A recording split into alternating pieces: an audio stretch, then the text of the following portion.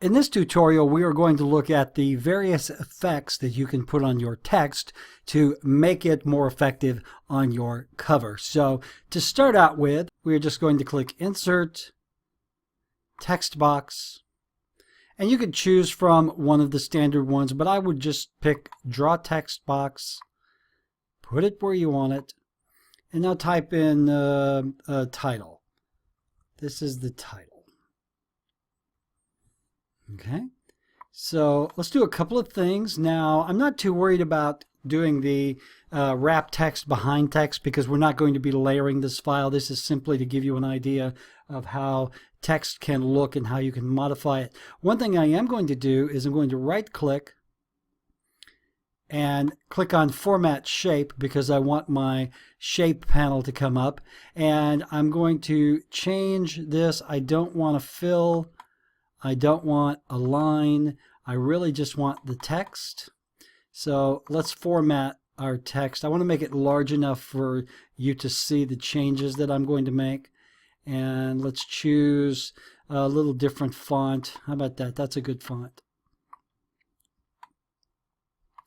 So if this was our cover title text, there are certain things we could do to really make it stand out. Now, we had talked about always using a dark or a light background. I'm going to start off this with just a white background to show you how some of these effects work, and then we'll compare that to a dark background.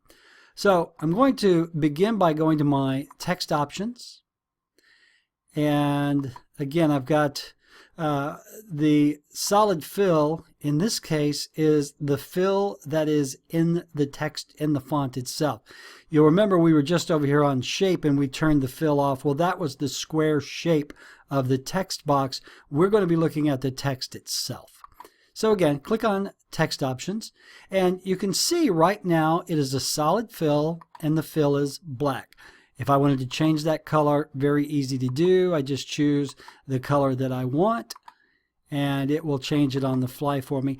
Now I can also do a no fill. Now if I click it, of course you're not going to see anything unless I give the text an outline. See? Text fill, text outline. So now my text, even though there is no fill, it's basically transparent. I have a solid line around, basically just outlining. Again, I can change the color of my outline if I like. I can set the transparency to either be very, very light or very dark. I can set the width of my of the outline itself. So various things I can do here. Now this is going to look a little different. Let me go ahead and just turn on a background. I'm going to go to Layout. I'm going to go to Design, Page Color, and I'm just going to put a color in behind so you can actually see the transparency of the type here. Okay, so typically I'm going to want a solid fill. Now I may have a solid fill with an outline. If that's the case, you can see here, let me choose something other than blue. The fill is the yellow cream color, and the outline is a solid line of black. Now, of course, I could turn that outline off if I wanted to. All right. So different things that I could do. And again, however you set your font or your text is going to be determined on what your background is. You don't want your text to interfere with the background. You want it to stand out. You want it to pop. Other things you can do is you can do a gradient fill. And gradient basically just means colors going from light to dark, shifting from one color to the other. You can change the color. Now this is kind of interfering with our blue background. So what you do is when you click on gradient fill, it has different presets here that you can choose from.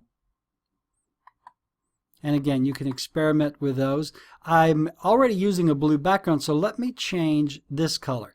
You see these are called gradient stops, and when you click on it, it will let you change the color of the spectrum. All right.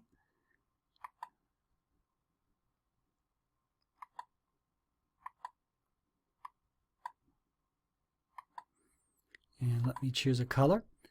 And so you can see when I choose a color, if I want to go from a white, I can use the middle selector to tell it, okay, where am I going to go? Where am I going to start fading from white to the yellow? And you can see the closer I get, the more white, and the closer I get to this end, the more darkness. So that's how a gradient works. You can also add other stops if you want. If you want to make it more gradual, you can do so, and you can just change the colors as you see fit, and it will affect the gradient. You do see gradients used quite a bit on book covers, and it can be very impactful, again, depending on what your background is like. Let's go back to the design and change our background color to black, and you're really going to see that pop. Now, of course, our outline, if we had black turned on there, you wouldn't have seen it, so it's turned off. So setting the background to black makes this very impactful. It almost, to me, has a religious look to it. This is something that you would see on like a Da Vinci Code cover or something. So keep that in mind. You can change the gradients. You can alter it in any way that you want. For example, if I want to, let me go back here one more time and turn off the fill. If I turn on a solid fill, and because I've got a black background, or I can go back to my gradient, which I really like. I can do a no fill, but then I'm going to need to outline it in a color that's going to stand out. Okay, so that's how you use the text fill and the text outline. Then you can do some other effects. There's a shadow effect, and let me get this set back so I can show you the shadow effect. I'm going to turn my gradient back on because I really like that gradient. I'm going to turn the text outline off, and now I'm going to change this background back to white so we can see what the shadowing looks like. Okay, so let me go back and choose my text box, and you can see I've got my gradient, and let me turn the outline back on now. I'm going to give it a black outline.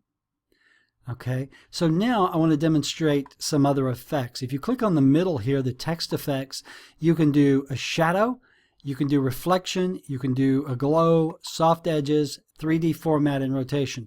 Shadow is just that. If you choose one of these, you are going to give a shadow behind the text. You see the shadow pop up there? If you want the shadow from a different direction, you can just choose a different preset. You can change the color of the shadow if you like. Change it to blue, change it to red, whatever color that you like. Most shadows are going to be black with a varying degree of transparency. Transparency simply means, can you see through it? Is it transparent? And you can see that's transparency turned off. Typically, you're going to want transparency probably about 60%. Again, it depends on your background. You can blur the shadow, and when you do that, it also increases the space between your lines. You can see the point size here.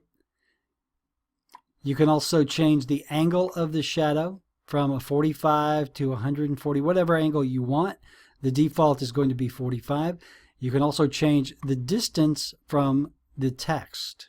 All right, so kind of an interesting effect. I don't know if you would ever really use that much, but it's good to know that it's there. So that's how you turn on a shadow. You can also do a reflection. And reflection is just that. It is a reflection of the text. This is the downward bottom reflection. You can do different ones. There's a little more. You can do put some space behind it. You know, this sort of thing is something you may use occasionally. I wouldn't use it much because it really would interfere probably with the overall look of thing, unless you needed the reflection as a design element and it made sense to do so.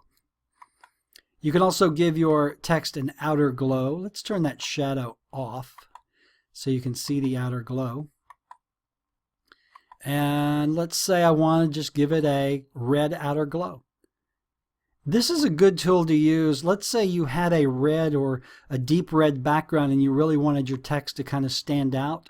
You could use the outer glow. Same way with if you had some other color like a blue, that would really stand out if the background was black. You can change the transparency of the glow, make it more vivid, or make it much less vivid, much more transparent. You can change the size. All right. Soft edges really doesn't apply to text. That's going to be more for shapes. You can do a 3D format if you like, which is kind of cool. I'll show you what that looks like. It kind of gives it a beveled edge. Let's zoom in on that so you can really see what I'm talking about. Let's go up to 200%.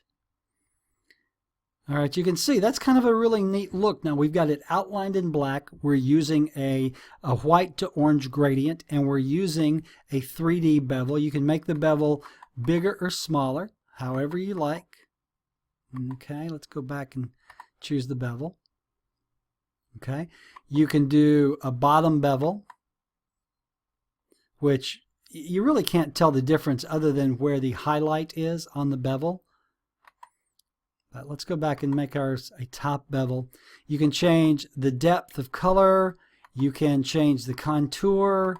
A lot of things here you can do. Just play with this. I'm not going to go through all of this, but there are different options here that you could use, different things that you could choose. Some make a big difference, some do not. So I'm not really concerned about that, but I do like the look of just that bevel. And then you could also do rotation. And this again is something you want to use sparingly. I've seen this really overused in some places. You want to use this sparingly. Basically what it does is it changes the 3D rotation of the text. And let me zoom back out so you can really see what I'm talking about here. And that might be cool in some instances, but it can also be incredibly distracting. So if you use the 3D rotation and the beveling and that sort of thing, make sure you do so sparingly. Keep in mind that the cover of your book is what will grab their eye, and if it's really ugly or you've done something really way out like this, it's not going to help you. So, all right, so let's turn off that outer glow. And so there you go. Let's turn the shadow back on. I do like using a shadow, as I said, especially if there is an image in the background or a color. For example, let me insert an image for the background and show you how this would look overlaying an actual image. I'm going to bring in the dark background there, and you can already see how the text really pops. So I'm going to wrap text behind text. I'm going to grab this and just stretch it so you can see what it looks like. So that's a really good look for a dark background. Now, if my background was lighter, I would want my fonts, of course, to be a little darker. So my advice to you is, number one, play with the text settings, but also look at different fonts online. If you go out and look for free fonts, you're going to find thousands of fonts that you can download and use. What I always like to do, again, is research. Go to Amazon, look at the books that are for sale. What fonts are they using? You never want to use more than 2 fonts on the cover of your book because it's just too much. If we go out, we've talked about this before, a lot of them are combining a serif font with a script. That seems to be one of the main things to do. You don't want 4 or 5 different fonts on your cover because it can just really get unruly. You can see this is kind of just a bit much here, a little bit here. So use them sparingly. But just remember, your fonts are a big part of your overall cover design. They are. I think they're as important as the image, because if you've got an eye-catching image and then you've got kind of a bland font, it just doesn't work. Now, if you look at these books, she has a very, very set look. This is her branded look, but this is very hard to read to me. And it may be just my eyes, but I can read the billionaires, okay? But I really didn't know what that word there was. I had to scroll down here and find it. So keep that in mind as you are creating your covers. Your fonts are a very important part of your design element. You want to use fonts that are going to attract the reader's eyes, not make them look and go, what does that say?